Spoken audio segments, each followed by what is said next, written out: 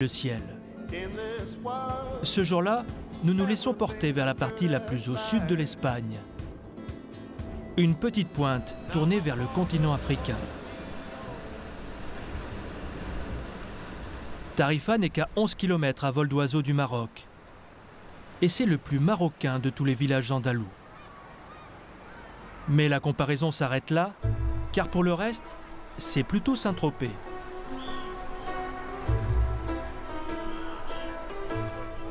Tous les étés, une horde d'envahisseurs vient perturber la quiétude des vieux du village.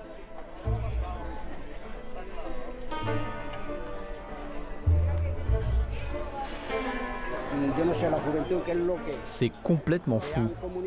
Je ne sais pas ce qu'on a dit aux gens sur Tarifa pour qu'ils viennent tous. Ici, ils ont le sentiment d'être libres. Ils font ce qu'ils veulent. C'est ça qui attire le monde l'été. Avant, à cause du vent qui souffle à Tarifa, les gens partaient. Aujourd'hui, plus il y a de vent, plus les gens viennent. C'est une chose curieuse. Un vent de liberté fait tourner la tête de nombreux aventuriers de la glisse. Il y a 25 ans, les premiers ont débarqué avec leurs planches à voile. Et depuis, c'est le kitesurf qui a pris le contrôle du ciel. Tarifa, c'est la Mecque du vent. Un grand bac à sable où petits amateurs et grands se partagent le bouillon. Un business qui n'a pas échappé à une jeune Française. Aurélia Herpin a mis les voiles il y a 10 ans pour Tarifa.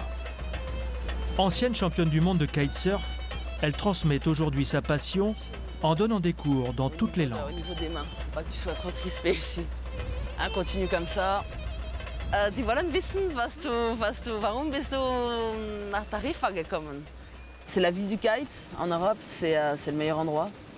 C'est là où on a tout le temps du vent. La fréquence du vent, c'est assez étonnant ici. On a peut-être seulement 2-3 jours sans vent dans le mois. C'est vraiment le point central, c'est là où ça se passe en fait. Donc ça c'est la spécificité de Tarifa en fait. Une spécificité, mais pas la seule.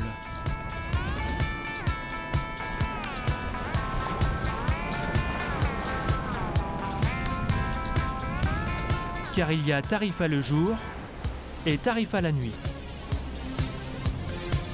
Les étoiles ont remplacé le vent. Aurélia a plié ses voiles. Elle endosse ses habits du soir. Là, il est 1h, là. Ça commence à bouger. Voilà, il y a des bonnes choses aussi. Il y a un patio aussi, on peut aller là, regarde. Viens, on va aller par là. Il y a un patio andalou, là, c'est top.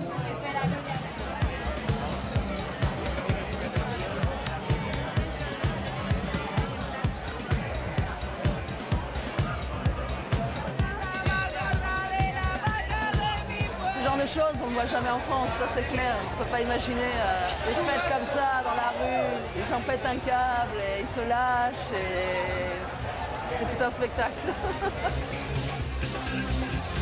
Avant, les aventuriers faisaient la guerre pour conquérir les territoires. Mais maintenant, ils font la fête.